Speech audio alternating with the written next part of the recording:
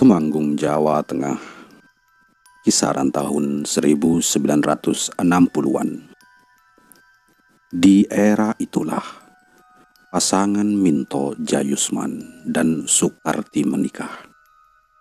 Hidupnya sederhana, meski Pak Minto hanyalah pegawai rendahan di kantor jawatan kereta api dengan gaji pas-pasan. Namun mereka tampak bahagia menjalaninya. Bu Sukarti adalah penjual kerupuk lenteng atau keripik singkong di stasiun tempat Pak Minto bekerja. Dan disitulah dulu mereka bertemu, hingga akhirnya mereka pun menikah. Tahun demi tahun berlalu dengan suasana yang itu-itu saja. Pak Minto yang tak kunjung naik pangkat, dan Bu Sukarti yang masih menjajakan keripik singkongnya di stasiun. Maklum, Bu Minto ini juga bosan di rumah, karena memang di usia pernikahannya yang sudah hampir swindu ini, Pak Minto dan Bu Sukarti belum juga dikaruniai anak. Sedih memang, apalagi Bu Sukarti.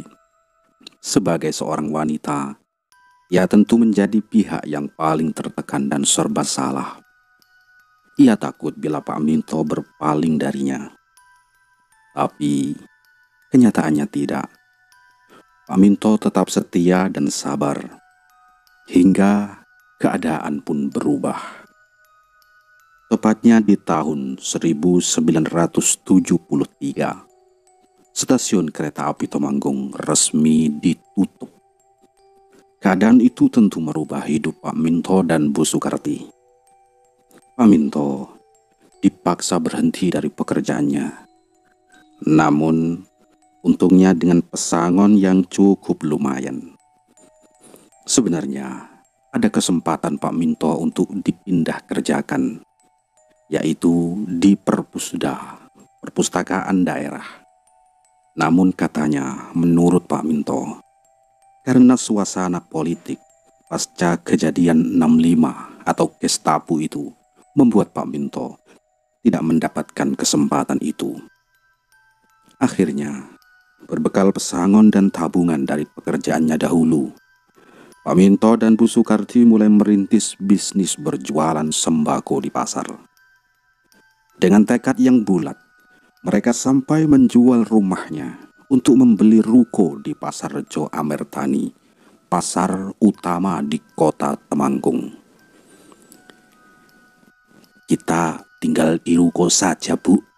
Lagian kita kan cuma berdua. Begitu mungkin ucap Pak Minto kepada istrinya. Mereka pun mulai menjalani bisnisnya dengan telaten. Meski di tahun-tahun awal mereka sempat merugi, tapi Pak Minto dan Bu Sukarti tetap optimis dengan yang mereka jalani sekarang. Hingga sekira 2 tahun sudah mereka menjalani bisnis ini, yang mulai menanjak landai dan stabil sedikit demi sedikit. Langganan yang terus bertambah dan barang dagangan yang juga semakin banyak dan lengkap. Seiring dengan itu, keajaiban pun terjadi. Doa yang selama ini selalu mereka panjatkan setiap malam diijabah oleh Tuhan. Tepatnya di tahun 1975, Sigit Jayusman, anaknya itu lahir. Bayi laki-laki, tampan dan sehat. Pak Minto dan Bu Sukarti tentu menyambutnya dengan penuh sukacita. Penantian mereka selama kurang lebih 10 tahun ini berakhir dengan lahirnya si mungil Sigit. Di balik kamar yang tidak besar, di belakang kios ruko itu, Sigit dirawat hingga kurang lebih 4-5 tahun. Dan akhirnya kemudian mereka pun pindah ke rumah pribadi Pak Minto dan Bu Sukarti yang hasil mereka beli dari pundi-pundi laba yang terkumpul. Nyatanya, usaha mereka berkembang dengan pesat. Kios Pak Minto semakin luas dan bertambah dan bercabang ke tempat lain. Tahun 1980 atau 81, Dengan adanya Sigit, Bu Sukarti memutuskan untuk tak lagi banyak berkecimpung di usahanya. Beliau ingin fokus merawat dan menyaksikan tubuh kembang anak sematawayangnya itu. Tanpa ia tahu, ada sesuatu yang ternyata disembunyikan oleh Pak Minto. Sebenarnya, semua berawal dari ucapan-ucapan acak dari si kecil Sigit waktu itu yang sering berbicara sendiri dengan sosok yang tidak terlihat. Sigit juga sering tiba-tiba hilang di dalam rumah dan tiba-tiba kembali dengan mengatakan, "Aku tadi digendong sama Mbah Gimbal, Bu." Begitu kata Sigit dengan cedel atau pelatnya, seakan menggambarkan ia habis dari mana dan dibawa oleh siapa. Pada awalnya, Bu Sukarti tak menaruh curiga dan menganggap itu hanya kejadian biasa. Namun, setelah kejadian itu terjadi berulang kali, Bu Sukarti mulai waspada dan sesekali meminta Sigit untuk menceritakan siapa Mbah Gimbal itu. Tapi Sigit seringkali tak mau menceritakannya. Sampai akhirnya pada suatu hari, Sigit kecil ini mulai bercerita. "Mbah Gimbal itu siapa sih, Nak?" tanya Bu Sukarti kepada Sigit. "Itu loh, Bu, nenek-nenek yang teteknya panjang. Ya, dia sering duduk di pohon sawo," kata Sigit sambil menunjuk ke arah pohon sawo yang berada di belakang rumahnya. Mendengar itu, tentu Bu Sukarti tercengang. Terlebih lagi, pohon sawu itu sering diberi sesajen oleh Pak Minto yang notabene menganut aliran kepercayaan kejawen.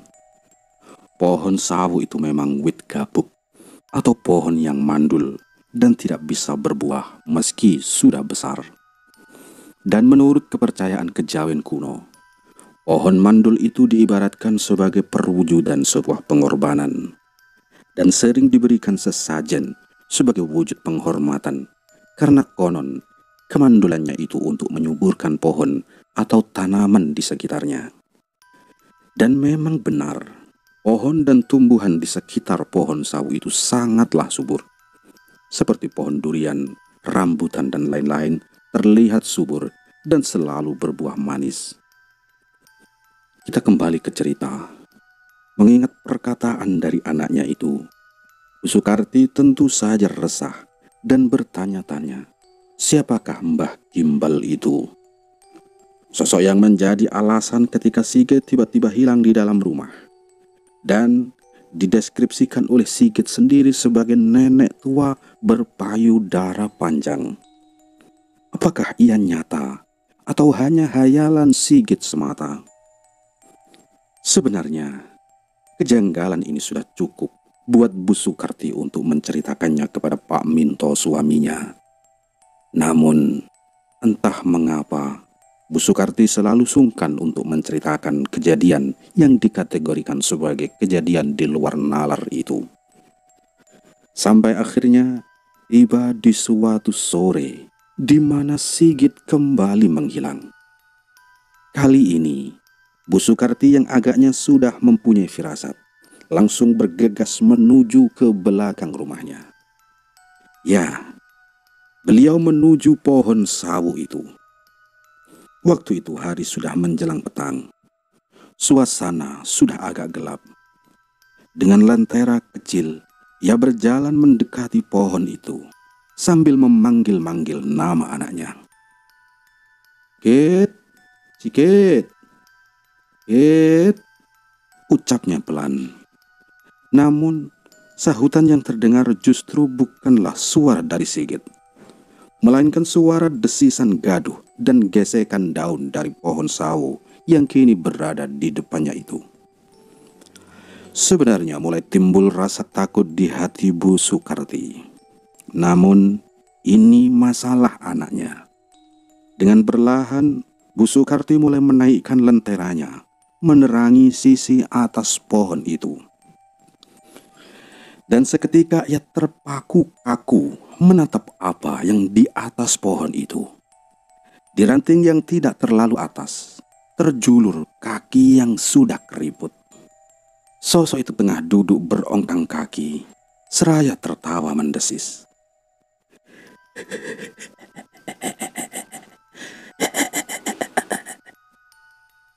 Pandangan Bu Sukarti tak bisa lepas dari sosok itu. Beliau seperti terhipnotis, dan entah bagaimana ceritanya, Bu Sukarti justru semakin mengangkat lenteranya untuk melihat sosok itu lebih jelas. Dan kini, terlihat sudah seluruh wujud dari sosok itu yang semakin meringis seraya menggoyang-goyangkan tubuhnya. Sosok itu telanjang bulat. Payudaranya menggelamber hingga hampir menyentuh mata kakinya. Bu Sukarti semakin terpaku dengan posisinya yang kini saling bertatapan dengan sosok itu. Sungguh rasa takut yang tidak bisa digambarkan bagi Bu Sukarti ketika melihat makhluk itu. Dan untungnya, Bu Sukarti kembali disadarkan oleh suara Sigit yang memanggil dari ambang pintu belakang rumahnya. "Mak!" ucap Sigit agak berteriak. Bu Sukarti langsung menjatuhkan lenteranya dan berlari menghampiri Sigit dan memeluknya. Dari mana sih nak kamu ini?" ucap Bu Sukarti, seraya membawa Sigit masuk ke dalam rumah. Dan tak selang beberapa lama, Pak Minto pun pulang. Beliau sempat kaget ketika melihat Bu Sukarti sang istri yang tengah meringkuk di ruang tamu sambil memeluk Sigit. "Ada apa sih, Bu? Kok kamu memeluk Sigit seperti itu?" ucap Pak Minto seraya berjalan menghampiri. Dan setelah dirasa cukup tenang, Bu Sukarti pun menceritakan hal itu kepada Pak Minto. Terlihat gelagat aneh dari Pak Minto setelah mendengarkan cerita dari istrinya itu. Walau saat itu Bu Sukarti masih belum terlalu menaruh curiga ataupun memahami sebab dari kejadian ini. Singkat cerita, malam pun tiba. Pak Minto, Sigit, dan Bu Sukarti tengah berada di kamarnya untuk beristirahat. Di sini, Sigit sudah terlelap tidur. Begitu juga dengan Pak Minto. Namun, tidak bagi Bu Sukarti. Ia terlihat masih terjaga sambil memandangi langit-langit pelapon rumahnya. Kembali ia mengingat kejadian sore tadi yang masih menetap hangat di kepala dan pikirannya. Ia yang mulai merasa takut, terus mencoba untuk memejamkan matanya. Walau itu sulit, tapi akhirnya Bu Sukarti mulai agak terlelap. Namun, itu tak berlangsung lama, karena beberapa saat kemudian terdengar suara anak ayam yang berpindah-pindah, seakan tengah mengelilingi rumahnya. Itu dirasa janggal bagi Bu Sukarti, karena keluarganya ini sama sekali tidak memelihara ayam. Mendengar itu, ingatan Bu Sukarti tentang mitos-mitos zaman dulu mulai menyerang nalar dan logikanya. Namun, ia masih mencoba untuk menepisnya. Walau suara itu semakin lama semakin terdengar jelas dan seperti merangsek ke area dalam rumahnya. Bu Sukarti yang mulai ketakutan langsung menutup seluruh tubuhnya dengan selimut. Keringatnya bercucuran. Kini, ia pun merasakan hawa yang sangat panas di dalam kamarnya. Hingga tak selang beberapa lama, perlahan, suara piye atau anak ayam itu pun menghilang dan tidak terdengar lagi. Hawa di kamar itu terasa semakin panas saja, tidak seperti biasanya. Bu Sukarti yang tidak tahan mulai memberanikan diri untuk membuka selimutnya. Namun, belum sampai ia membukanya, tiba-tiba selimutnya itu terseret dengan sendirinya. Sret! Spontan Bu Sukarti langsung menjerit karena yang baru saja menyeret selimutnya itu ternyata adalah sosok yang tadi sore ia lihat di atas pohon sawo. Ya, sosok wanita telanjang itu. Pak Minto yang mendengar jeritan langsung terbangun dan melihat juga sosok wanita berpayudara panjang dan gelambrek itu yang masih berdiri di tempat yang sama. Dan bersamaan dengan itu, Sigit yang juga tidur dalam satu ranjang pun ikut terbangun. "Mbah Gimbal," kata Sigit dengan polosnya. Sontak, Bu Sukarti langsung memeluk anaknya dan menjauh ke sudut ranjang. Sementara, mulai terlihat respon aneh dari Pak Minto. Ia memposisikan tangannya seperti layaknya menyembah dan berkata, "Jangan, jangan Sigit, Nyi. Jangan Sigit," ucap Pak Minto kepada sosok itu. Dan kini terlihat raut kemarahan dari sosok itu, yang diduga kuat adalah Wewe Gombel. Sosok menyeramkan itu pun mulai berjalan mendekati Bu Sukarti yang meringkuk di sudut ranjang bersama Sigit. Melihat itu, Pak Minto langsung berlari dan membuka lemari yang berada di sampingnya. Pak Minto mengeluarkan selembar kain lusuh dari kotak kayu dan menggenggamnya. "Jangan, Nyi, jangan sekarang, nanti saja," ucap Pak Minto dengan nada tinggi sambil menunjukkan kain itu kepada sosok Wewe Gombel tersebut. Sosok itu menoleh ke arah Pak Minto, mengacungkan telunjuknya, berjalan mundur, dan menghilang menembus tembok-tembok kamar.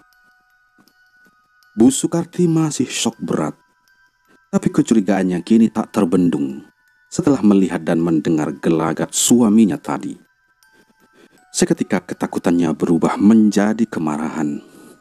Ia langsung mencecar pertanyaan kepada suaminya itu tentang apa yang terjadi dan apa yang Pak Minto lakukan. "Oh, jadi kamu mau menumbalkan Sigit ya, Mas?" ujar Bu Sukarti dengan nada yang tinggi. Mendengar itu, Pak Minto hanya terdiam. Sesungguhnya ia tak bermaksud untuk menumbalkan Sigit. Namun persekutuan inilah yang telah menjebaknya. "Tidak begitu, Bu. Ini masalah yang rumit," ucap Pak Minto yang sudah terpojok. "Percuma, sugih, Mas, kalau tidak bisa merawat anak," ucap Bu Sukarti seraya menitihkan air matanya. "Maafkan aku, Bu. Maksudku tidak seperti itu," ucap Pak Minto sambil memeluk istri dan anaknya. Singkat cerita, setelah kejadian itu, Pak Minto menyuruh Bu Sukarti dan Sigit pergi ke Bantul dengan maksud untuk mengamankan diri di rumah orang tua Bu Sukarti. Sementara di rumah, Pak Minto mulai mempersiapkan cara untuk menggagalkan perjanjian ini. Pak Deturah, kakak kandung dari Pak Minto, menjadi orang pertama yang diberitahu tentang persekutuan ini. Kebetulan, beliau juga agak mengerti tentang hal-hal seperti ini. "Kamu ini memang gila ya, Minto," ucap Pak Deturah sambil menampar adiknya itu setelah mendengar cerita dari Pak Minto perihal perjanjian setan ini. "Mana popok wewenya?" ucap Pak Deturah dengan kecewa. "Semoga ini bisa digagalkan, Minto. Tapi kamu akan kembali miskin. Kamu mau?" ucap Pak Deturah sambil menggenggam kain lusuh itu. Pak Minto tidak bisa menjawab. Ia hanya mengangguk lesu dengan penuh penyesalan. Kini, ia merasa lebih baik mati daripada harus kehilangan Sigit, anak semata wayangnya itu. Singkat cerita, tanpa berlama-lama, tibalah di suatu malam di mana Pak Minto dan Pak Deturah akan melakukan ritual penggagalan perjanjian ini. Semua sudah disiapkan, dari kepala kambing hingga ayam cemani dan berbagai rupa sesajen jajanan pasar yang diletakkan di bawah pohon sawo itu. Pak Minto dan Pak Deturah terlihat sudah duduk bersila beralaskan tikar. Kemenyan mulai dibakar oleh Pak Deturah seraya mengucap mantra dengan suara yang keras. Mantra itu diucapkan oleh Pak Diturah berulang kali, hingga kemenyan yang terbakar tak lagi menetes. Bersamaan dengan nyala api kemenyan yang padam itu, kini muncul suara yang memekik dari atas pohon sawu itu, diiringi suara dedaunan yang saling bergesekan. Dan turunlah makhluk itu dengan terbalik. Kepalanya yang muncul terlebih dahulu sambil berkata, "Minto Kunti, di mana anakku?"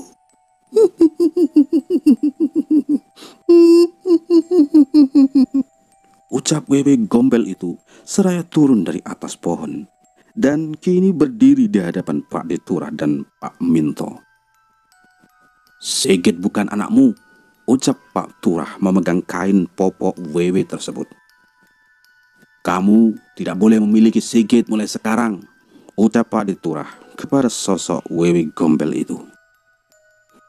Mendengar perkataan dari Pak Diturah, sosok Wewe Gombel itu seperti menyiratkan kemarahan.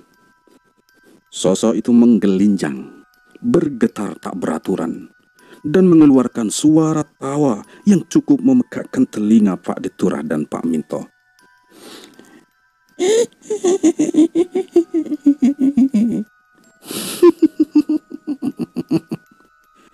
"Manusia busuk, kacang lupa dengan kulitnya," ucap sosok itu seraya berjalan mendekat.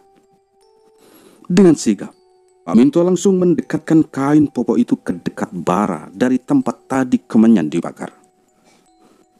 "Macam-macam, ini akan saya bakar," ucap Pak Diturah dengan sosok itu yang terlihat ingin menyerang mereka. Wewe Gombel itu pun berhenti dan agak menjauh dari Pak Minto dan Pak Diturah.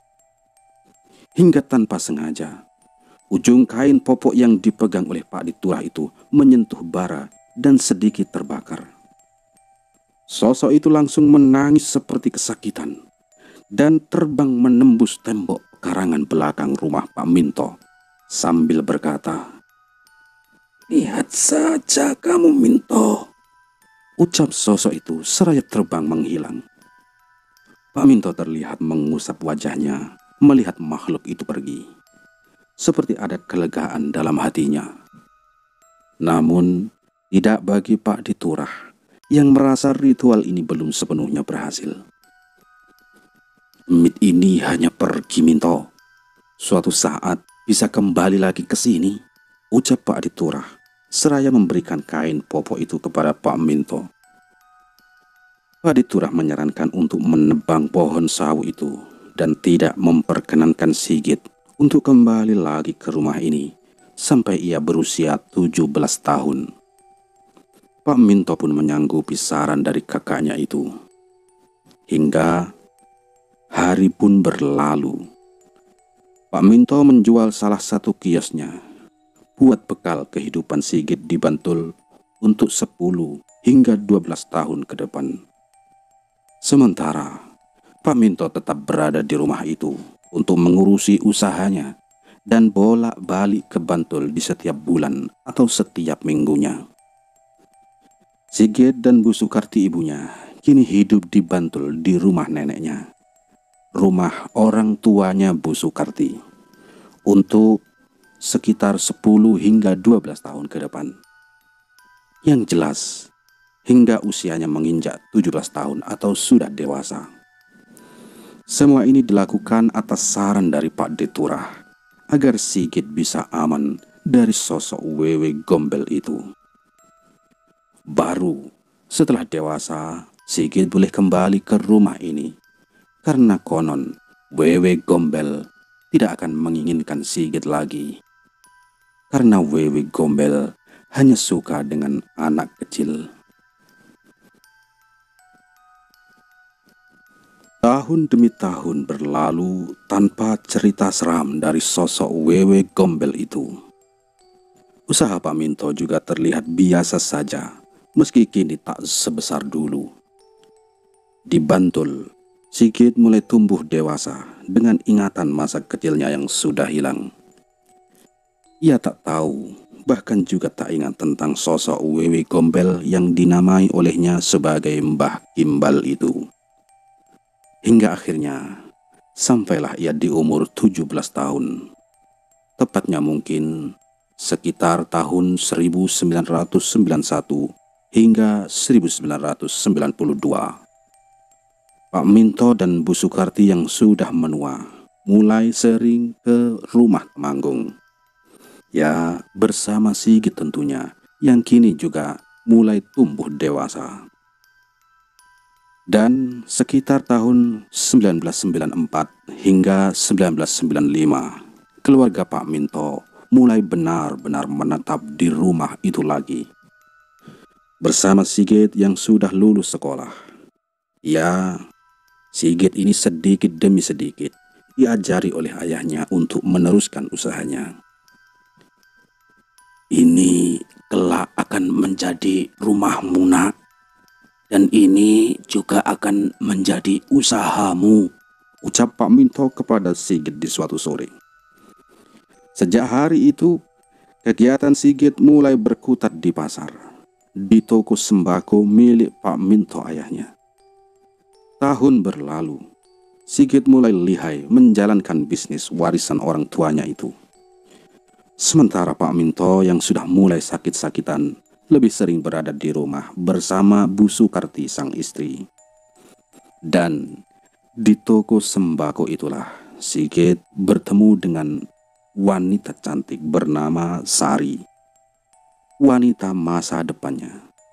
Seorang perempuan manis yang sering mengantarkan ibunya berbelanja di tokonya Sigit. Curi-curi pandang yang berlanjut dengan perkenalan dan berakhir dengan pernikahan. Tepatnya di bulan November tahun 1996, Sigit dan Sari pun menikah dengan pesta yang megah di kedua belah pihaknya. Namun, naas tak pernah mengenal waktu. Karena tepat sekira 30 hari setelah Sigit dan Sari menikah, Pak Minto sudah tak bisa lagi bertahan dengan penyakit ginjalnya. Ia pun meninggal dunia. Dan lebih naasnya lagi, Bu Sukarti sang ibu juga meninggal sekitar 6 bulan kemudian dengan sebab yang sampai sekarang masih belum diketahui. Pak Minto dan Bu Sukarti pergi meninggalkan anak, menantu, dan cucu yang saat itu masih berada dalam kandungan. Kini, Sigit dan Sarilah sebagai penerus keluarga Jayusman yang tinggal di rumah itu. Rumah masa kecil Sigit yang sempat hilang dari ingatannya. Sejak kepergian ayah dan ibunya, Sigit sebagai anak tunggal seperti tak siap dengan semua ini. Kesedihannya tentu cukup mendalam. Tapi hidup harus terus berjalan. Apalagi ketika ia melihat Sari sang istri yang perutnya mulai membesar. Aku kudu kuat, ucap Sigit dalam hati. Mau tak mau, Sigit harus tampak tegar di mata istrinya. Hari pun berlalu, menuju 7 bulan usia kehamilan Sari. Mulai timbul keanehan-keanehan yang mungkin belum mereka sadari.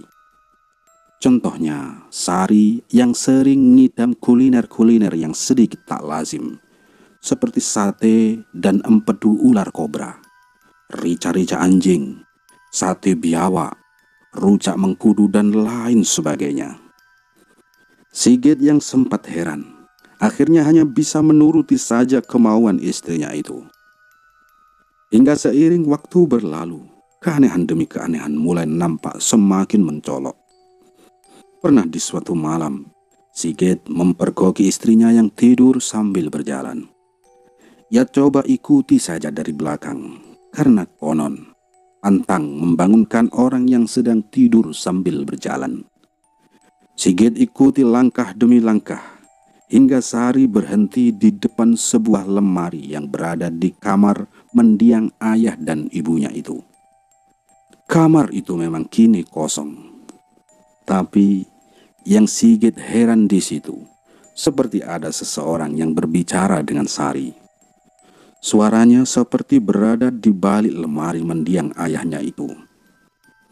Sigit tak tahu pasti apa yang sedang Sari bicarakan, karena dialeknya menggunakan bahasa Jawa Kawi atau kuno yang tak begitu Sigit mengerti. Yang jelas, suaranya seperti seseorang yang lemah atau sekarat, terdengar dari suaranya yang terbata-bata. Sigit yang memang tergolong orang yang tak kenal takut, langsung bergegas menghampiri dan membuka lemari itu. Namun, lemari itu terkunci, dan bersamaan dengan itu, suara itu pun hilang.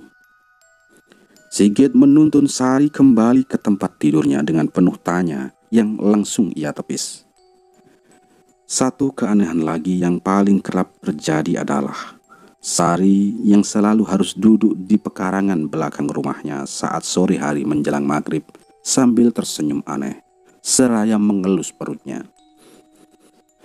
Tapi lagi-lagi ini tak juga mereka sadari. Sampai akhirnya Pak Diturah, Pak D-nya Sigit datang berkunjung. Beliau yang baru saja masuk ke rumah itu langsung disambut kemarahan oleh Sari.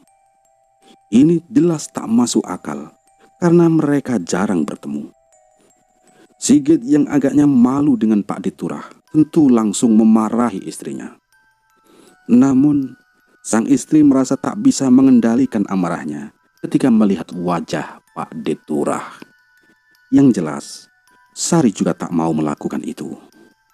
Di sini, Pak Diturah langsung paham bahwa ini ada yang tidak beres. Dengan langkahnya yang mulai renta, Pak Diturah merangkul Sigit dan mengajaknya berbicara empat mata di ruang tamu. Dan dengan terpaksa, Pak Diturah menceritakan semua yang selama ini ditutupi, yaitu tentang sejarah kehidupan mendiang ayahnya yang pernah bersekutu dengan Wewe Gombel.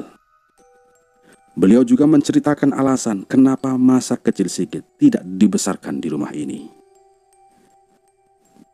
"Kamu dulu mau dibawa loh nak," ucap Pak Diturah. Antara percaya dan tidak percaya ketika Sigit mendengar cerita itu, yang Sigit tahu ayahnya adalah sosok yang sangat menyayanginya. Meski dulu waktu di Bantul, Sigit hanya bertemu ayahnya seminggu atau sebulan sekali, tapi Sigit merasakan betul kasih sayang dari ayahnya itu.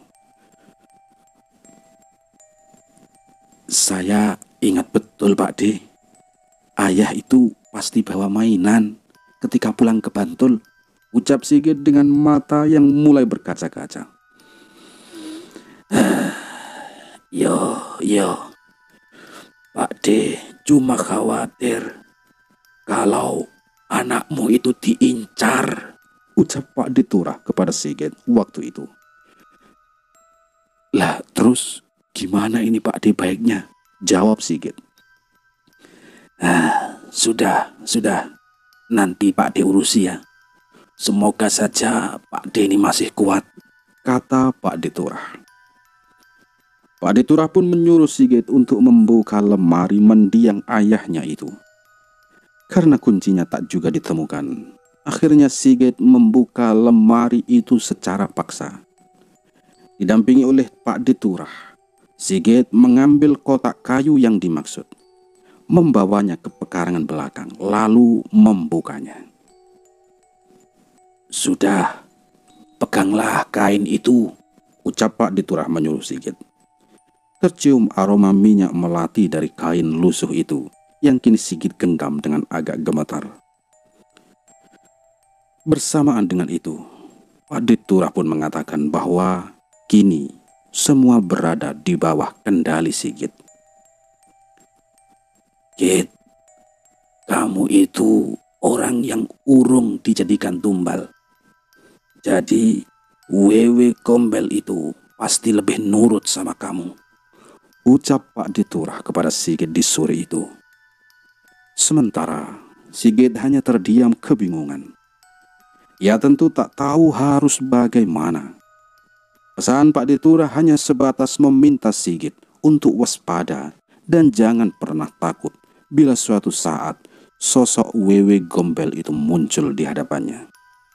Dan kalau muncul, segera mengabari Pak Deturah bila terjadi apa-apa.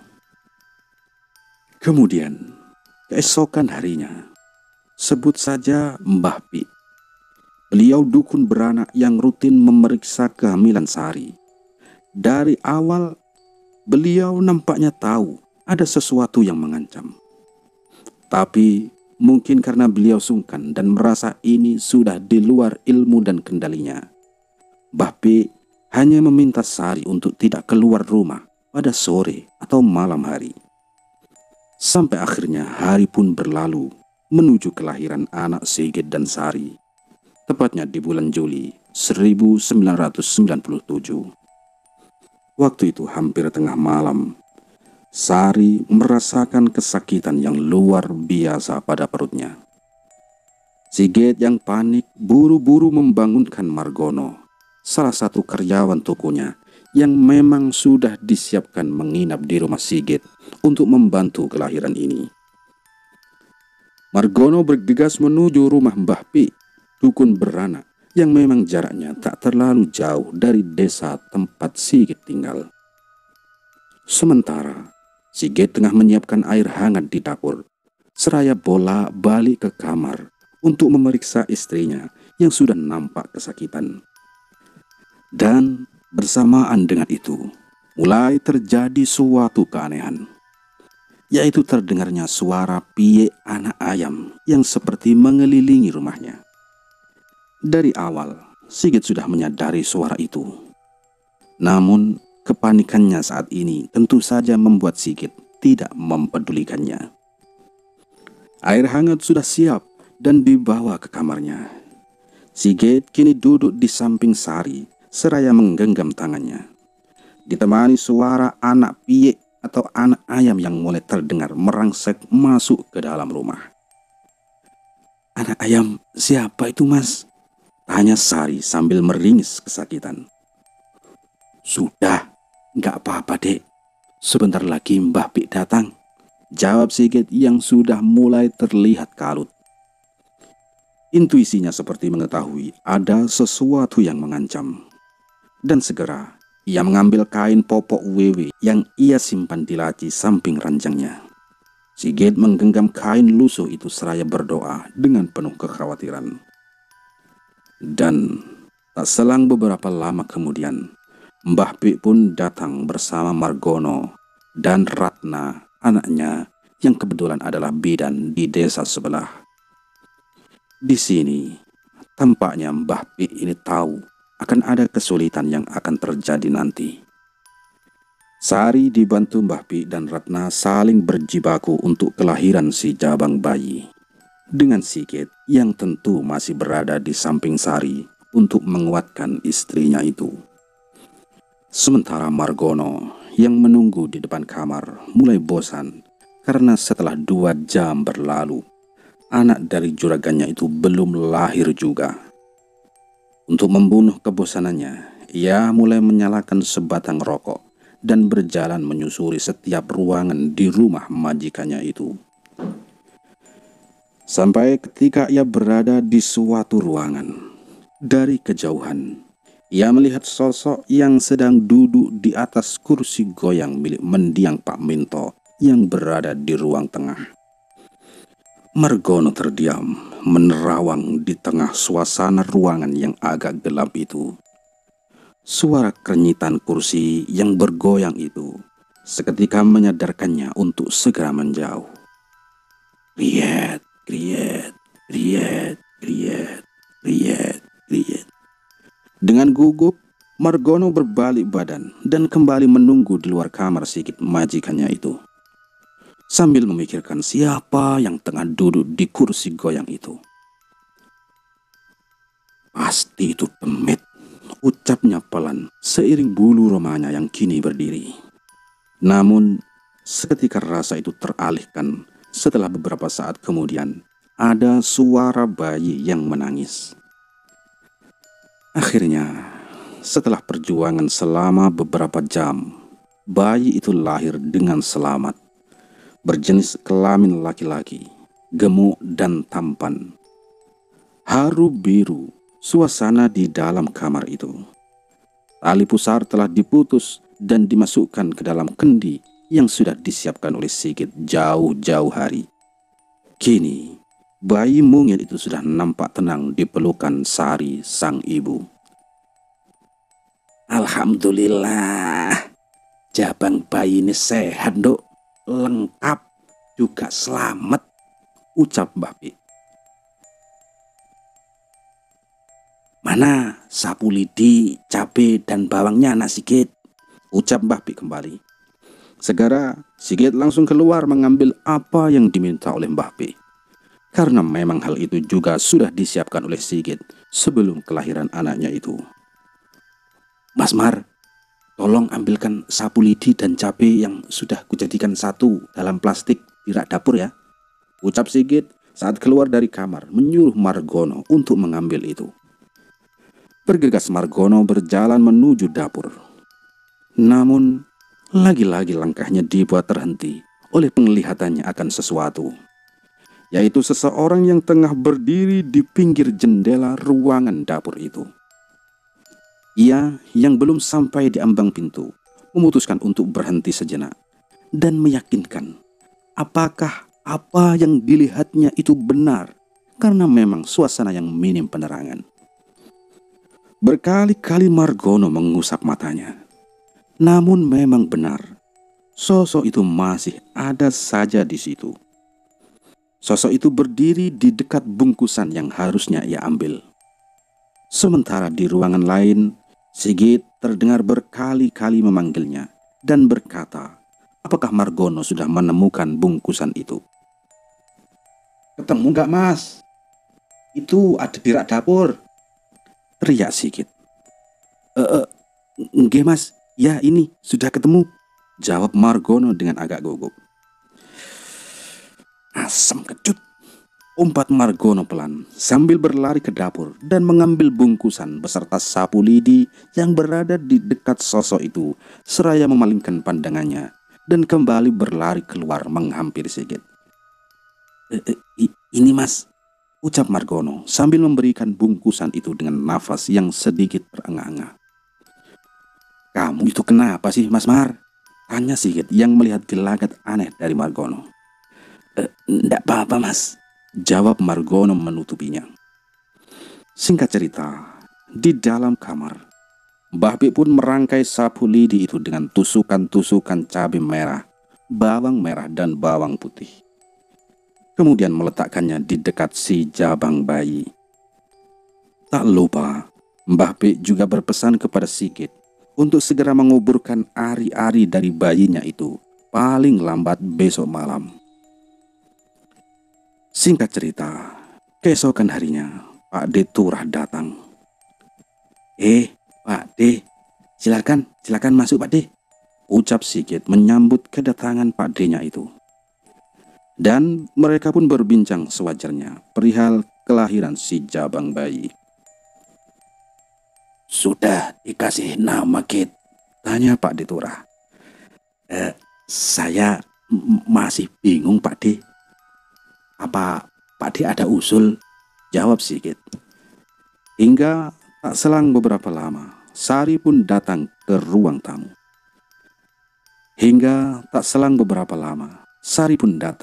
tamu. Seraya menggendong bayinya. Terjadi diskusi kecil di antara Pak D Turah, Sigit, dan Sari, hingga akhirnya tercetuslah sebuah nama untuk bayi laki-laki itu, yaitu Gugat Jayusman. Pak D Turah sebagai pengganti orang tua Sigit yang berikrar waktu itu sesuai adat Jawa.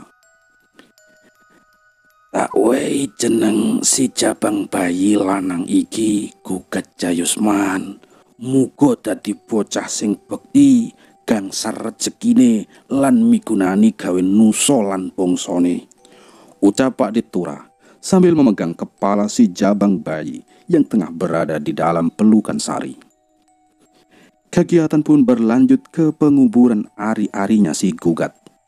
Ditemani oleh Margono dan Pak D Turah, Sigit menggali lubang di pekarangan belakang rumahnya dan memendam kendi kecil berisi bagian dari tubuh Gugat saat masih dalam kandungan itu di dalam lubang. Sigit pun menutupinya dengan kurungan ayam dan mendampinginya dengan lentera kecil. Dan dari sinilah cerita demi cerita itu dimulai. Sekitar 10 hari usia kelahiran Gugat. Siangnya, di hari itu, tali pusar Gugat terlepas, atau orang Jawa biasa menyebutnya dengan istilah puputan. Dan setelah puput, itulah biasanya bayi baru boleh dijenguk. Orang-orang tetangga dan kerabat mulai berdatangan menjenguk si kecil Gugat yang tampak lebih sering menangis. Entah apa penyebabnya, tapi saat itu mungkin Sigit dan orang-orang masih menganggapnya wajar. Hingga malamnya, mungkin sekitar hampir tengah malam, tiba-tiba Gugat ini menangis keras. Sari yang terbangun tentu langsung memberikan ASI-nya untuk anaknya itu. Tapi entah mengapa, Gugat seperti menghindari ASI dari sang ibu dan terus menangis. Hingga bersamaan dengan itu, terdengar suara piye anak ayam dari balik jendela.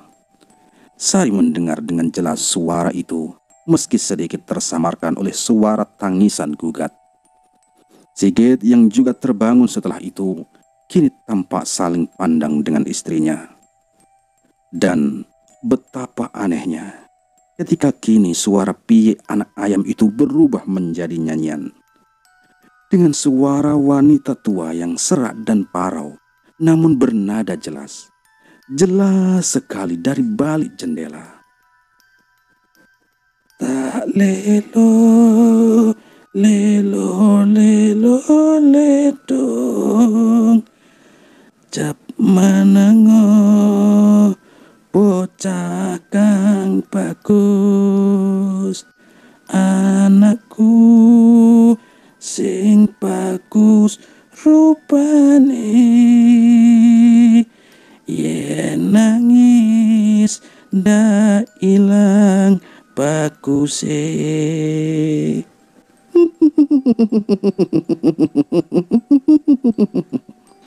Sigit dan Sari langsung mengeratkan posisinya mendekat ke Gugat ketika mendengar itu.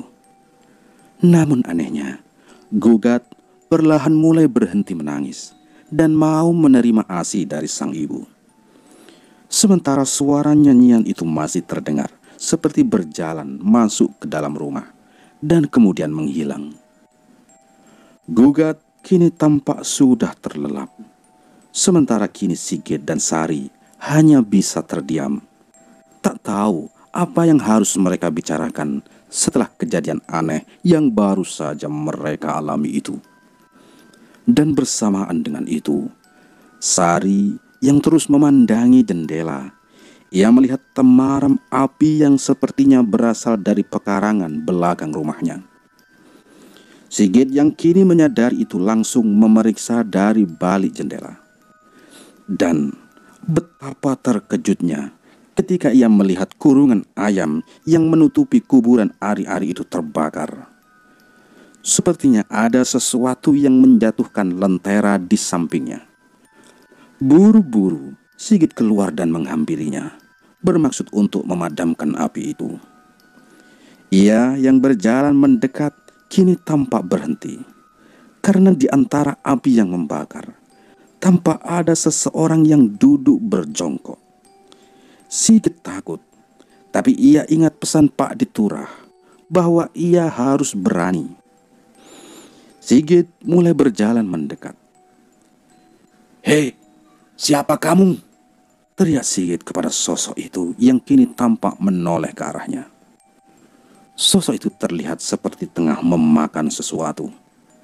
Sigit mengambil sebuah batu dan melemparkannya, seraya berkata, "Pergi kamu!" ucap Sigit yang sebenarnya mulai merasa takut itu. Namun untungnya, setelah itu, sosok itu pun menghilang. Sigit yang kini sudah benar-benar merasa takut pun memutuskan untuk masuk ke rumahnya dan membangunkan Margono. memintanya untuk menemaninya memeriksa kuburan ari-ari anaknya itu. Singkat waktu, tibalah Sigit dan Margono memeriksanya. Dan betapa kagetnya ketika mereka berdua melihat kuburan ari-ari itu terlihat seperti sudah dibongkar. Kendi itu sudah mencuat keluar dari tanah. Ari-arinya menghilang dan hanya tersisa kain putihnya saja, serta nyala api dari lentera yang pecah membuat separuh dari kurungan yang menutupnya itu menjadi terbakar. Buru-buru Sigit dan Margono mematikan apinya dan merapikan sisanya. Sigit tampak bingung, panik, dan marah melihat kejadian itu. "Asu kamu ya! Sini kalau berani keluar!" teriak Sigit waktu itu, yang langsung ditenangkan oleh Margono dan kembali lagi masuk ke dalam rumahnya. "Ada apa sih, Mas?" tanya Sari kepada Sigit. Namun Sigit sepertinya masih enggan untuk bercerita dan langsung menyuruh istrinya untuk beristirahat saja. Singkat waktu, beberapa jam kemudian, sekira mungkin pukul 2 dini hari, Sari dan si kecil Gugat tampak nyenyak dalam tidurnya. Tapi tidak bagi Sigit yang masih terlihat menerawangi langit-langit atap rumahnya sambil memikirkan hal yang tadi ia alami. Hatinya mulai khawatir. Jangan-jangan benar kata Pak Deturah yang takut kalau Gugat ini tengah diincar oleh sesuatu, yaitu Wewe Gombel yang pernah bersekutu dengan mendiang ayahnya dahulu. "Biarin, aku harus berani," batin Sigit seraya beranjak dari tempat tidurnya dan mengambil popok Wewe itu. Sigit keluar dari kamarnya dan terpaksa mengetuk kamar Margono. Untung ia juga belum tidur. Kini berbincanglah mereka di ruang tamu sambil menikmati kopi dan rokok kretek. "Besok kamu libur saja, Mas. Sekarang temani aku saja begadang ya," kata Sigit kepada Margono seraya meletakkan popok Wewe itu di atas meja. Sigit mulai menceritakan keresahannya kepada Margono tentang hal-hal yang cukup mengagetkan hidupnya saat dewasa ini. Perihal pesugihan popok Wewe yang dilakukan oleh ayahnya dan baru saja ia ketahui setelah menikah ini, dan ancaman-ancaman yang mungkin menanti dirinya beserta keluarganya. Sigit kini sedikitnya mulai menyalahkan mendiang ayahnya atas semua ini. Margono, orang yang sangat mengenal almarhum Pak Minto, pun berujar bahwa Pak Minto mungkin salah karena telah melakukan persekutuan ini. Tapi Margono tahu Pak Minto tak mungkin sejahat itu. Obrolan pun berlanjut semakin emosional. Namun beberapa saat kemudian semua dipecahkan oleh jeritan Sari istrinya. Sigit bergegas menuju kamarnya. Dan seketika Sigit mematung terkejut setelah membuka pintu. Terlihat Sari yang menangis dan si Gugat yang tengah ditimang oleh seseorang. Dan ya, seseorang itu jelas bukan manusia. "Kembalikan anakku," ucap Sigit yang terbata-bata. Sosok itu tak bergeming dan kini malah bersenandung. Sigit agak memundurkan langkahnya. Margono yang penasaran kini tampak ingin memeriksa ke kamar majikannya itu. Namun ia yang hampir sampai di ambang pintu sedikit bertabrakan dengan Sigit yang berlari keluar menuju ruang tamu. Ternyata Sigit mengambil kain popok Wewe itu, menggenggamnya dan berlari kembali menuju kamar. "Kembalikan anakku," kata Sigit yang menggenggam kain popok Wewe itu seraya masuk ke dalam kamarnya. Namun sosok itu kini sudah menghilang. Tinggal Gugat saja yang tampak menangis dan tergeletak di bawah lantai. Buru-buru Sigit menggendong anaknya itu dan meletakkannya di atas tempat tidur bersama Sari istrinya yang masih tampak syok dan ketakutan. Sementara itu Margono yang ternyata sempat melihat sosok Wewe Gombel itu kini juga tampak tercengang. Tubuhnya gemetar setelah melihat lelembut dengan sejelas itu. Sambil menyeret kakinya yang seperti agak kaku, Margono berjalan kembali menuju kamarnya. Kejadian itu pun berlalu seiring dengan Sigit dan Sari yang mulai sangat khawatir dengan keselamatan anak mereka. Terlebih lagi sejak kejadian itu, Gugat, anaknya Sigit ini tampak tidak wajar. Sebagai anak bayi, Gugat kini mulai tak menunjukkan ekspresi apapun, seperti menangis ataupun tertawa. Ini tentu ada yang tidak beres. Pak Deturah yang harusnya bisa menolong keadaan ini justru malah sakit. Entah apa penyebabnya. Entah karena lanjut usia atau memang karena sesuatu. Meski begitu, Pak Deturah berjanji akan membantu walau lewat arahan-arahan yang sejatinya kurang Sigit mengerti. Kalimat yang sering kali diucapkan oleh Pak De adalah, "Bakarlah Popo itu di waktu yang tepat," ucap Pak Deturah yang terbaring lemah di tempat tidurnya. Lantas, kapan waktu yang tepat untuk membakar popok Wewe itu? Sigit tentu pastinya tidak tahu. Wewe Gombel itu memang sudah tak menampakkan dirinya lagi sejak kejadian itu.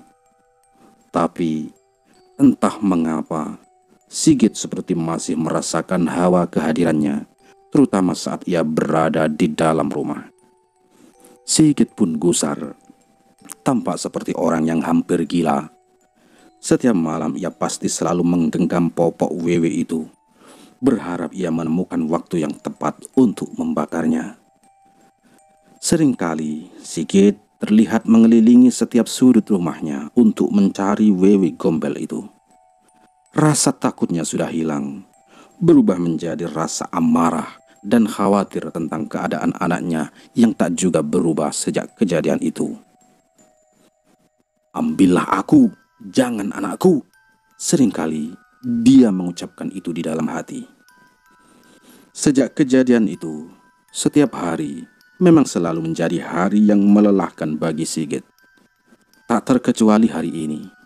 Sigit pulang dari pasar sudah hampir maghrib. Sesampainya di rumah, ia langsung mandi dan berlanjut dengan menimang si Gugat yang masih tak menunjukkan ekspresi, hingga ia tertidur dalam gendongan Sigit. Diletakkannya Gugat di atas ranjang. Kini Sigit ikut merebah dan berbincang dengan Sari istrinya.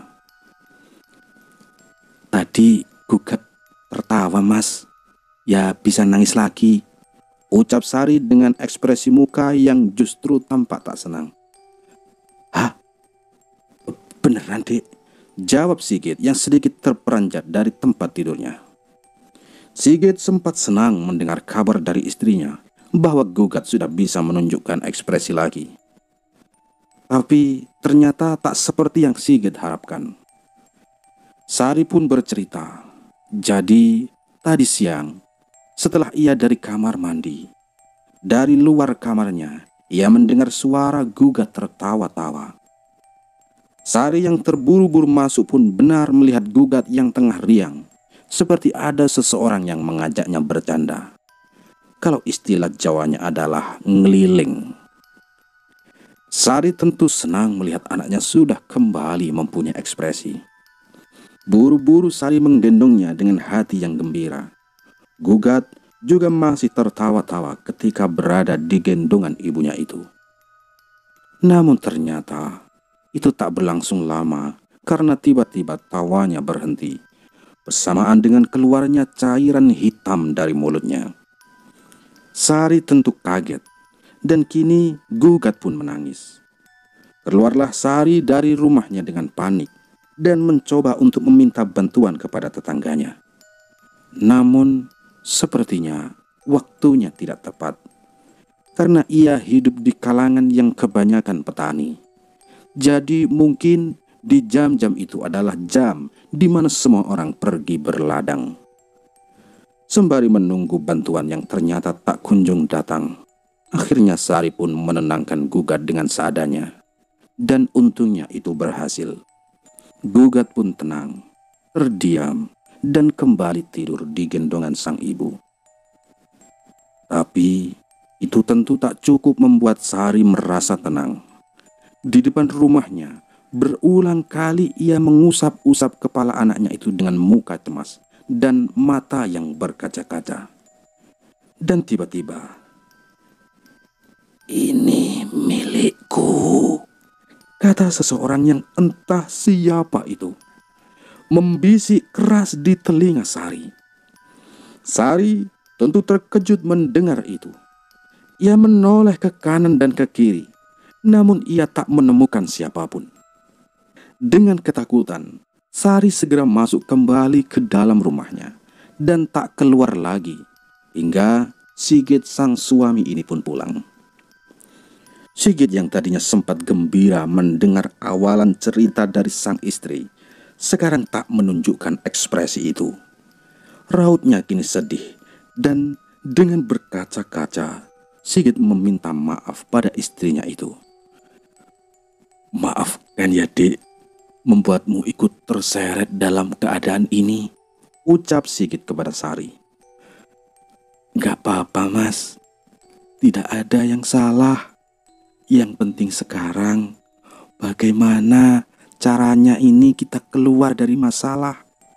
"Kamu pasti bisa, Mas," jawab Sari untuk menguatkan suaminya itu.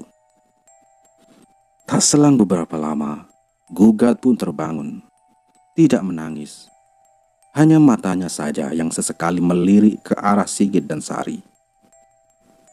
"Waduh, bocah bagus, ingin mimik ini kayaknya," ucap Sari yang mulai terbiasa dan paham dengan bahasa tubuh si Gugat kecil. Sari pun menyusui Gugat hingga ia ketiduran. Singkat waktu, setelah melihat anak dan istrinya sudah terlelap, Sigit pun keluar dari kamarnya, duduk di ruang tamu, seraya mengutut sebatang rokok seperti biasanya. Dan seperti biasanya, Sigit tampak menggenggam kain popok wewe itu di tangan kirinya. Asap mengepul ke atas langit-langit ruang tamunya yang tak begitu terang. Lamunannya masih saja seputar wewe gombel itu. Sesekali ia meremas kain itu. Terlihat raut emosi dari Sigit yang sulit tergambarkan. Pikirannya berkecamuk, kecewa, sedih bercampur dalam otaknya. Tapi jujur, dalam lubuk hatinya, Sigit merasa ayahnya adalah sosok yang terlalu baik untuk disalahkan dalam keadaan ini. Meski nyatanya, beliaulah yang membawa Sigit ke dalam masalah persekutuan pelik ini. Tak selang beberapa lama, Margono masuk dari pintu samping dengan jaket tebal dan sarung yang ia kerudungkan ke kepalanya. "Dari mana, Mas Mar?" tanya Sigit kepada Margono. "Oh, ini Mas, dari warung nyari obat. Dan kok rasa tak enak," jawab Margono selaya melangkah mendekati Sigit. Setelah sejenak berbincang, Margono pun izin kepada juragannya untuk beristirahat lebih awal karena badannya yang tidak enak. Sigit memakluminya dan segera menyuruh Margono untuk masuk ke kamarnya. Sementara di ruang tamu, Sigit kembali merenung dengan lamunan itu. Sampai entah berapa batang rokok yang ia hisap untuk menenangkan batinnya. Malam semakin larut. Entah bagaimana matanya tertuju pada kursi goyang mendiang ayahnya yang memang berada di dalam ruangan yang sama. Sigit yang bosan mulai berdiri dan berjalan menuju kursi tua itu.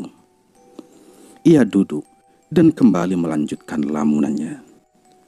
Hingga tak terasa ia terlelap di atas kursi goyang itu. Entah berapa lama Sigit tertidur. Yang jelas, sekitar mungkin pukul 2 dini hari, ia terbangun karena ada seseorang yang membelai rambut dan kepalanya. Sigit yang terbangun perlahan membuka matanya. Dan seketika matanya terbelalak karena melihat sosok yang kini berada tepat di hadapannya. Ya, sosok itu adalah Wewe Gombel. Sosok itu tersenyum menyeringai menatap Sigit yang kini tampak tak bisa bergerak. Namun matanya tak bisa berpaling dan justru terus menatap sosok itu. "Nah, Sigit anakku, masih ingat aku tidak? Yang sering kamu panggil Mbah Gimbal. Dulu, waktu kecil, kamu sering aku gendong. Sekarang, kok malah kamu berani denganku ya?"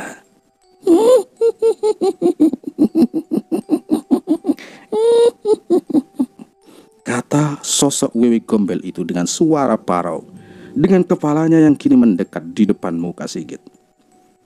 Sigit hanya terdiam, menggumam, karena tak ada satu patah kata pun yang bisa ia ucap dari mulutnya. Sementara sosok itu masih membelai-belai kepala Sigit, seraya bersenandung tidak jelas. Takut bercampur aduk dirasakan oleh Sigit. Dan sosok Wewe Gombel itu pun semakin mendekat dan mendekat sampai hampir menyentuh mulutnya di telinga Sigit. Sosok itu pun berbisik, "Dahulu ayahmu minta keturunan dan harta melimpah. Tapi setelah mendapatkan semua itu dan hidup enak, ayahmu lupa dengan istri mudanya ini. Ayahmu lupa dengan janji-janjinya. Janji akan memberikanmu padaku. Tapi sekarang kamu sudah besar. Aku sudah tidak menginginkanmu. Sekarang aku ingin anakmu sebagai gantinya." Bisik sosok Wewe Gombel itu di telinga Sigit. Sigit masih terdiam mematung tak bisa bergerak. Ia benar-benar merasakan kehadiran sosok itu begitu nyata. Sosok Wewe Gombel itu kini berada di belakangnya, meremas pundaknya sambil mendesis. Tangannya dingin meraba-raba tubuh Sigit, dan kini memegang tangan kiri Sigit yang menggenggam kain popok Wewe itu. Sigit pun langsung teringat, jangan sampai popok ini direbutnya, ucapnya dalam hati. Sigit mulai berdoa dan berjuang untuk menggerakkan tubuhnya. Hingga akhirnya Sigit berhasil melompat dari kursi goyang itu, meski harus tersungkur ke lantai. Ia mencoba untuk merayap sambil terus memeluk kain popok itu di balik dadanya. Sosok itu kini meraung seperti marah, tapi menangis. "Sigit anakku, kembalikan popokku," raung sosok Wewe itu. Sigit tak menoleh dan terus merayap menuju pintu keluar. Namun, sosok Wewe Gombel itu kini muncul menghadang di depannya. Seraya terus mengatakan kata-kata yang memohon untuk meminta popok itu dikembalikan. Hingga pandangannya pun gelap. Sigit tak sadarkan diri dalam keadaan tengkurap memeluk kain itu. Hingga beberapa jam kemudian, ia terbangun saat samar-samar azan subuh terdengar di telinganya. Kepalanya terasa sakit, namun buru-buru ia memeriksa kain yang ia peluk di balik badannya. Ternyata kain itu masih ada. Dengan sedikit terhuyung-huyung, Sigit pun berdiri. Matanya menerawang ke seluruh sudut. Barangkali makhluk sialan itu masih ada. Namun untungnya sudah tak ada tanda-tanda keberadaan si Wewe Gombel itu. Sigit pun segera berjalan menuju kamarnya untuk memeriksa si Gugat dan Sari istrinya. Ia mendekati dan mengamati istri serta anaknya yang masih terlelap di atas ranjang. Dan ia pun bernafas lega ketika Sigit melihat tubuh Gugat dan Sari masih mengembang dan mengempis. Masih bernafas. Alhamdulillah aman, batin Sigit seraya mengelus dadanya. Sigit pun kini duduk di kursi samping ranjang itu, sambil menahan kepalanya yang terasa pusing. Ia memikirkan kejadian semalam, hingga tak selang beberapa lama, Gugat pun menguap, terbangun diikuti oleh Sari istrinya yang juga tampak membuka matanya. Mas, kok sudah bangun?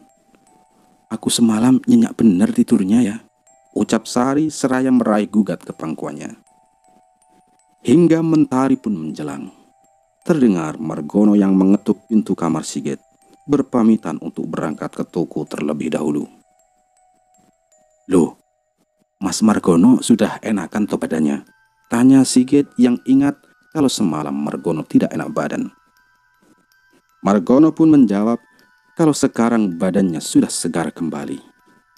Dan Sigit pun menyuruh Margono untuk segera berangkat ke toko. Oh ya sudah mas, syukur kalau begitu. Kamu berangkat dulu saja mas. Nanti aku nyusul agak telat ya, soalnya mau ada acara dulu, jawab Sigit dari dalam kamarnya. Loh mas, mau ada acara apa sih? Sahut Sari, sang istri mendengar perkataan suaminya. Sudah, aku, kamu sama Gugat, habis ini kita ke rumah Pak D Turah. Ada yang mau mas bicarakan. Sekalian jenguk kan, Pak D lagi sakit, kata Sigit sambil beranjak untuk mandi. Singkat cerita, setelah mereka semua bersiap, berangkatlah Sigit bersama anak dan istrinya menuju rumah Pak D Turah. Terlihat raut gelisah di wajah Sigit dalam perjalanan menggunakan mobil itu. Sari, sang istri yang sebenarnya penasaran, memutuskan untuk diam dan tak banyak bertanya kepada suaminya itu. Hingga sampailah mereka di depan rumah Pak D Turah. Tampak Seno, anak Pak D Turah, menyambut di depan rumah dengan riang. Seno yang mempunyai keterbelakangan mental itu seperti tahu kalau sepupunya itu akan datang. Dengan tergopoh-gopoh dan bicaranya yang agak sulit, Seno merangkul Sigit dan Sari masuk menuju rumahnya, menuntunnya langsung ke kamar Pak D Turah. Sini, masuk. Iki lho Pak D wis nunggu kowe, ucap Budiyati, istri dari Pak D Turah yang baru selesai menyuapi suaminya itu. Segera Budiyati mendekati Sari dan meraih Gugat dari gendongan istri Sigit itu. Cucuku yang paling ganteng. Mana? Nenek ini mau gendong, ucap Budiyati seraya mengajak Sari untuk keluar dari kamar dan membiarkan Sigit dan Pak D Turah berbicara empat mata. Di kamar, berbincanglah mereka berdua. Sigit tentu langsung menceritakan kejadian yang ia alami semalam dengan cukup rinci dan detail. Pak D Turah yang mendengar itu hanya tersenyum dan berkata, Ini sudah saatnya, Le, ucapnya dengan penuh harapan. Kurang lebihnya, kata Pak D Turah adalah saat-saat ini merupakan waktu yang tepat untuk membakar popok wewe itu, memutus tali persekutuan ini. Jangan benci ayahmu. Ayahmu itu sebenarnya orang baik. Dia hanya terjebak dalam perjanjian yang tidak jelas ini. Ayahmu juga sudah cukup menderita hidupnya. Dia harus dipisahkan denganmu belasan tahun. Kamu harus ikhlas. Berani ya, temui wewe gombel itu dan bakarlah di depannya, ucap Pak D Turah kepada Sigit yang kini mulai tampak merintihkan air mata. Perbincangan pun berlanjut dengan Pak Diturah yang kini mulai semakin terbuka. Jadi, memang benar, dulu almarhum Pak Minto, ayahnya Sigit ini menikah dengan Wewe Gombel itu untuk melancarkan usahanya dan mendapatkan keturunan. Tapi harusnya itu sudah berakhir, karena Pak Minto sudah menceraikan istri jinnya itu secara ritual ketika Sigit masih kecil dan berada di Bantul. Usahanya pun sempat bangkrut habis, dan Pak Minto memulainya kembali dari nol tanpa sepengetahuan keluarga Bu Sukarti, istri Pak Minto sendiri. Menurut Pak Diturah, ini sudah berakhir. Tapi nyatanya belum, karena sang Wewe Gombel itu kini malah mengincar gugat. Apakah berarti Sigit ini adalah anaknya jin? Tentu itu pertanyaan bagi Sigit ketika mendengar persekutuan ini. Karena salah satu alasan persekutuan itu adalah untuk meminta keturunan. Pertanyaan itu langsung dibantah oleh Pak Diturah, karena beliau dan istrinya lah yang tahu dan mengiringi di masa-masa itu. Pak Diturah juga mengantar adiknya Pak Minto dan istrinya Bu Sukarti untuk memeriksakan ke dokter kandungan. Dan keadaannya juga baik-baik saja. Pak Minto dan istrinya tidak mandul atau apapun. Dan kelahiran Sigit adalah hasil dari program kehamilan yang disarankan oleh dokter. Setan kui penuh tipu daya leh, ucap Pak Diturah. Pada intinya, Pak Diturah seperti menuntun Sigit untuk tak menyalahkan siapapun dalam masalah ini. Singkat waktu, pembicaraan pun terhenti oleh tangisan si gugat. Sigit yang mendengar itu tentu langsung berlari riang menghampiri anaknya yang tengah digendong oleh Budiyati. Betapa bahagianya Sigit. Setidaknya kini gugat sudah menunjukkan ekspresi. Namun, ternyata itu tetap saja bercampur kekhawatiran, karena kini dengan tiba-tiba saja timbul lebam-lebam yang membiru di sekujur tubuh gugat. Sari yang sedari tadi bersama Budiyati tentu tampak kebingungan. Tentu tampak kebingungan melihat anaknya itu.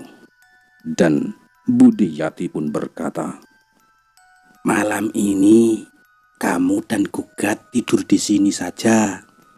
Biar Sigit saja yang pulang ke rumah ya, Nduk," kata Budiyati kepada Sari dengan tenang, seraya menimang gugat yang masih menangis.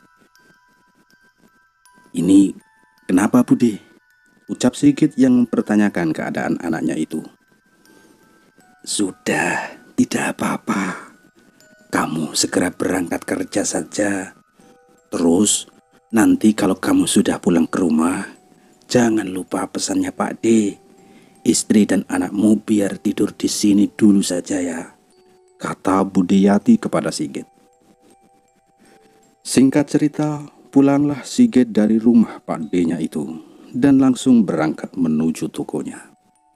Meskipun seperti masih ada yang mengganjal dan ragu di hatinya, tapi setidaknya kini Sigit tahu apa yang harus ia lakukan. Sesampainya di pasar, Sigit yang tadinya ingin menceritakan ini kepada Margono, ternyata tak sempat karena ramainya pembeli di toko sembakonya itu. Pelanggan demi pelanggan silih berganti berdatangan hampir tanpa jeda. Hingga tak terasa sore hari pun tiba. Pulanglah Sigit bersama Margono yang mengendarai motor di belakang mobil Sigit. Dan sampailah mereka di rumah. Singkat waktu, setelah mandi dan lain-lain, sehabis maghrib, tampak Sigit yang tengah menghisap rokok di pekarangan belakang rumah. Memandangi gundukan kecil bekas pohon sawo yang tadi sempat diceritakan oleh Pak Diturah. Tak selang beberapa lama, Margono datang dengan membawa 2 gelas kopi manis. Mereka pun duduk berdua, mengobrol basa-basi tentang pekerjaannya tadi. Hingga Sigit memulai topik itu. Ya, topik tentang Wewe Gombel itu. "Kamu berani, Mas, ucap Margono setelah mendengar Sigit ingin menemui Wewe Gombel itu. Ya mau tak mau mas, harus berani, sudah kepepet, ungkap Sigit seraya menyuruh Margono agar malam ini tak keluar dari kamarnya, walau nanti ia akan mendengar sesuatu. Margono hanya mengangguk, antara yakin dan tidak yakin, percaya dan tidak percaya. Namun, inilah yang tengah dialami oleh juragannya itu. Mereka pun terus mengobrol. Margono yang takut mencoba untuk mengalihkan ke topik lain dengan menanyakan keberadaan Sari dan Gugat. Namun percuma, karena pada akhirnya topik pembicaraan itu selalu berujung kepada Wewe Gombel itu. Mereka masih tak beranjak dari pekarangan belakang rumah itu hingga waktu yang sudah semakin malam. Sigit pun masuk ke dalam rumahnya dan menyuruh Margono untuk beristirahat. "Jangan keluar-keluar dari kamar ya mas," ucap Sigit kepada Margono. "Oh iya mas, siap," jawab Margono seraya berjalan masuk menuju kamarnya. Setelah sejenak merebah di ranjangnya, Sigit kembali keluar dan duduk di ruang tamu. Wajahnya tampak resah dan gelisah.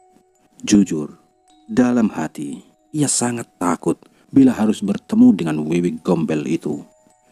Namun, rasa itu terpaksa harus disingkirkan ketika ia mengingat Gugat anaknya. "Asem, aku harus berani," katanya sambil meremas kain popok yang kini sudah berada di genggamannya itu. Tangannya yang gemetar jelas memperlihatkan ketakutannya. Namun ini harus dihadapi. Sesuai arahan dari Pak Diturah, Sigit mulai menggelar tikar di ruang tamunya itu. Tepatnya di depan pintu utama rumahnya, ia mulai merebah dengan kain popok di genggaman tangannya. Matanya terpejam bersamaan dengan batinnya yang mengucap mantra yang diajarkan oleh Pak Diturah secara berulang-ulang. "Aku saringan memeti, arupaning sejatimu Wewe Gombel, metuo, ayo pengantikan." Entah berapa lama Sigit terpejam dan membaca mantra itu. Yang jelas, ia merasakan kini suasananya menjadi berbeda. Udara dingin dan bau busuk mulai menerpa tubuhnya dan menusuk indera penciumannya. Suara piye anak ayam juga sudah mulai terdengar, seperti berpindah-pindah dari sudut ke sudut ruang tamu itu. Kini, Sigit membuka matanya sesuai arahan Pak Diturah. Ia berdiri dan mengambil mangkuk kecil yang ia sembunyikan di balik bajunya. Sigit mulai membakar kemenyan seukuran jari kelingking yang sudah ia siapkan. Tangannya tentu gemetar menahan ketakutan ini, diiringi oleh suara piye anak ayam yang semakin tak beraturan. Sigit tetap mencoba untuk teguh dan terus menyelesaikan setiap prosesinya. Hingga ketika kemenyan habis terbakar, ada sesuatu yang mengejutkannya, yaitu sepasang tangan besar yang tiba-tiba menutupi wajahnya. Ya, tak salah lagi, itulah Wewe Gombel. Sigit hanya terdiam, mencoba tenang dengan tidak melakukan banyak gerakan. Tangan itu mulai menggerayangi wajahnya seraya berkata dengan membisik, "Git, Sigit, anakku, bagaimana? Sudah relakah anakmu aku bawa?"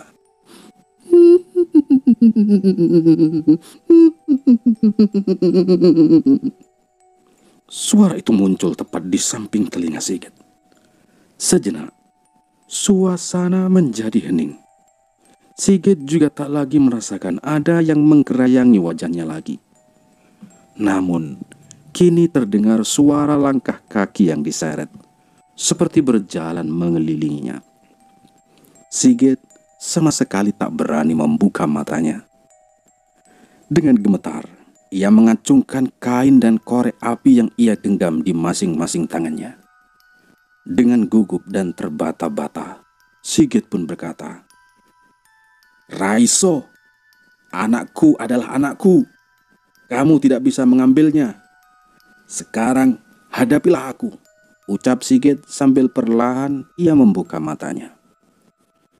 Dan sosok Wewe Gombel itu kini sudah berada di depannya, memandang Sigit sambil membuka mulutnya. Dan bersamaan dengan itu, muncul juga dengan perlahan sebuah kepala bermuka tua dari dada si Wewe Gombel itu. Sigit hanya terdiam dan tetap mencoba teguh. Dinyalakanlah korek api yang ia genggam. Ia dekatkan kain popok itu. Sedikit demi sedikit, Sigit mulai membakar popok itu. Bersamaan dengan sosok Wewe Gombel itu yang kini menangis meraung, mengamuk, mengobrak-abrik seluruh ruangan, namun tak berani menyentuh Sigit. "Ah, tega ya kamu dengan ibumu!" teriak sosok Wewe Gombel itu untuk terakhir kalinya, sebelum ia berlari melesat keluar dan menghilang. Kain popok itu sudah terbakar setengahnya, menyisakan sedikit bagian yang sepertinya sulit untuk Sigit bakar. Perasaannya kini sudah bercampur aduk. Sigit pun berteriak memanggil Margono yang beberapa saat kemudian datang. Dan bersamaan dengan datangnya Margono, Sigit yang sempat berdiri pun tiba-tiba terhuyung jatuh ke lantai dengan hidung yang berdarah-darah. Margono yang panik langsung menyeret majikannya itu menjauh dari ruang tamu yang sudah tampak porak-poranda. Berulang kali Margono menepuk-nepuk pipi majikannya itu untuk menyadarkannya. Hingga azan subuh berkumandang, barulah Sigit terbatuk-batuk memuntahkan cairan hitam. Dipapahnya Sigit oleh Margono menuju kamarnya. Sementara itu, bersamaan dengan ini, di rumah Pak Detura, Gugat, putra Sigit, terbangun dari tidurnya, menangis keras. Sari sigap memberikannya ASI. Budayati yang mendengar tangisan Gugat buru-buru memeriksa. Dan ia pun tersenyum dan berkata, "Oh, Cak Bagus, selamat datang kembali ke dunia ya." Budayati meraih Gugat yang sudah terlepas dari ASI ibunya. Ia menimang Gugat, dan setelah sekian lama, untuk pertama kalinya, Gugat kembali bisa tertawa. Sudah bisa tertawa ya sekarang? Ulu ulu ulu, timang Budayati yang segera dihampiri oleh Sari. Melihat itu, mata Sari berkaca-kaca. Ia terharu bahagia melihat perubahan anaknya itu.